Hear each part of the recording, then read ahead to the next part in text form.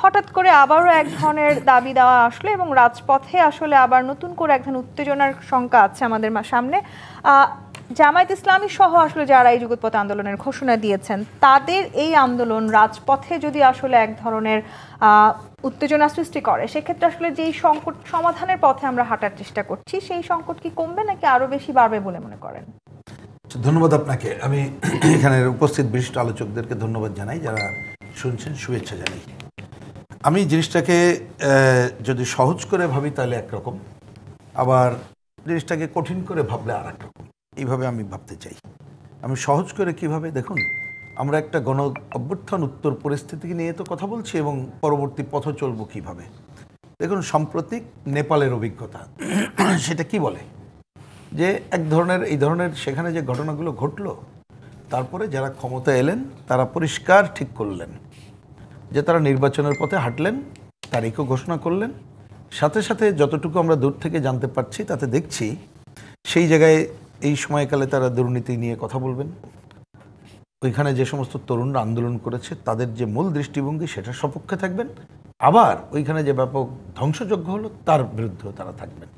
তা জিনিসটাকে সহজ করে দেখলে তাই, কিন্তু এইটাকে যদি কেউ মনে করে ফেলতো যে বিরাট একটা অন্য ঘটনা ঘটে গেছে, বিপ্লব হয়ে গেছে, তার মানে সব কিছু বাদ দিয়ে করবো, অন্যরকম হতো। তো এখন বাংলাদেশে যেটা ঘটছে এটা একটা অভ্যুত্থান ঘটেছে, কারণ আমরা দীর্ঘদিন ধরে এক যুগেরও বেশি সময় ধরে এই লড়াইটা করছিলাম। এটা কেনা যায় না, পুরনো কথা, আমি আর ওইটা নিয়ে আলোচনা না করি। কিন্তু সর্বশেষ প্রায় 1 বছরের বেশি সময় হয়ে গেল, আমরা কতকগুলো বিষয় ঐক্যমত্য নিয়ে আলোচনাও করলাম, এবং ঐক্যমত্যের আলোচনা আমি মনে করি যে এটা আমরা যেটা ঐক্যমত্য কমিশনকে বলেছে, তারা অহেতুক কালক্ষেপণ করছে। কারণ ঐক্যমত্য মানে যতটুকু ঐক্যমত্য হয়েছে বলে একটা নির্বাচনের দিকে গেলেই ঝামেলা থাকতো না। কিন্তু কোনো দল আছে তারা সময় ক্ষেপণ করতে চাইছে, তাদের নিজস্ব কতকগুলো হয়তো বিবেচনা থেকে। আপনি কি আসলে মনে করছেন এই ত্রয়োদশ নির্বাচনের আর 4-5 মাস হয়তো বাকি আছে, সেই সময়টাতে হঠাৎ করে এরকম কোনো কর্মসূচি আসলে এর পেছনে কোনো বড় কারণ আছে? আমি ওই কথাটাই আসলাম শেষে, যেটা আমার কথার ধারাবাহিকতা ওইখানে আসছি, যে অনেকে চাইছে যে নির্বাচনের সময় নিয়ে কালক্ষেপণ করতে। তার মধ্যে কেউ যদি মনে করে আমরা তো অলরেডি ক্ষমতায় আছি, এনজয় করছি, সেই কারণে চাইতে পারে যে আমরা কি বলবো, যে আর একটু সময় পেলে আরও বেশি ক্ষমতাধর হব, চাইতে পারে অন্য কোনো কারোর উদ্দেশ্য বাস্তবায়নের জন্য। এখন ধরুন আমরা অন্ততপক্ষে বামপন্থীরা বা কমিউনিস্ট পার্টি, আমরা মনে করি, দেখেন ইমিডিয়েট নির্বাচন হলে কী হবে না হবে আমি তার মধ্যে যেতে চাই না, কিন্তু আমরা মনে করি আমাদের প্রধান কাজ হচ্ছে গণতন্ত্রের পথে হাঁটা, যার জন্য আমরা প্রথম দিন থেকে বলছি আর দেরি না করে দ্রুততম সময় নির্বাচিত সরকার হাতে ক্ষমতা হস্তান্তর করার কাজ হবে। আমরা আন্দোলন সংগ্রাম ফাইট যা করব তাদের সাথে করব, সারা যদি জনগণের সাথে কাজ না করে। তা সেই জায়গাটা না করে যার যার কথা বলতে পারে, আমি কথা বলা নিয়ে কিন্তু কিছু বলবো না, কারণ যার যার দল তার কথা বলবে।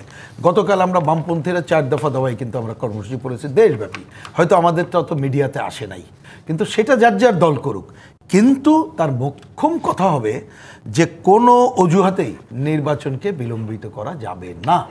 এটা একটা প্রশ্ন। আর অন্য ইস্যু করতেই পারে, কিন্তু মনে রাখতে হবে এইবারে যে নির্বাচনের কথা বলছি সেটা তো হচ্ছে আমাদের এখনকার সংবিধান যে নির্বাচনকে আফোল্ড করে সেই নির্বাচনে। আমি ধরেন আমার শাসনতন্ত্রের পরিবর্তন যদি চাই, আমি যদি আরও অন্য কিছু চাই, তা সেইটা তো আমাকে করতে হবে সংবিধান সংশোধন করে, এবং তার জন্যে একমাত্র পথ হচ্ছে সংবিধানে লেখা আছে নির্বাচিত পার্লামেন্ট তারাই এই কাজ করার দিকে এগিয়ে যাবে। তাহলে যারা আসলে আন্দোলন করছেন তাদের কি নির্বাচিত যে পার্লামেন্ট আসবে সামনে, তাদের উপরে আস্থা একেবারেই নেই? না, আমার বিবেচনায় না, সেটা তো প্রথম কথা। আবার একটু কথাটা একটু ছোট্ট আমি একটু ব্যাখ্যা দিতে হবে। ধরুন নির্বাচিত পার্লামেন্ট হলে জনগণের সব সমস্যার সমাধান হয়ে যাবে, আমরা তো মনেই করি না। ক্লিয়ার, কমিউনিস্ট পার্টি এবং বামপন্থীরা। কিন্তু আমরা বলেছি গণতন্ত্রের পথে চলার জন্য এই ছাড়া তো পথ নাই। এখন কেউ যদি মনে করে ওই পার্লামেন্ট না, আমরা এমন এমন কাজ করছি বা করব ভবিষ্যতে যেটা আমাদের অনেক সংকট আনতে পারে, তাহলে তার আগেই যদি এখন অনেক কিছু সংবিধানকে ওই পার্লামেন্টের হাতে ছেড়ে না দিয়ে তার আগেই কোনো সাংবিধানিক সভা করে গণভোট করে অনেক কিছু যদি করতে পারি, তারা মনে করছে এটা হয়তো তাদের জন্য খুব ভালো। কিন্তু আমরা মনে করি এটা গণতন্ত্রের জন্য কোনো ভালো কথা না বলে আমরা ওইটার সাথে নাই, এটার বিরোধিতা।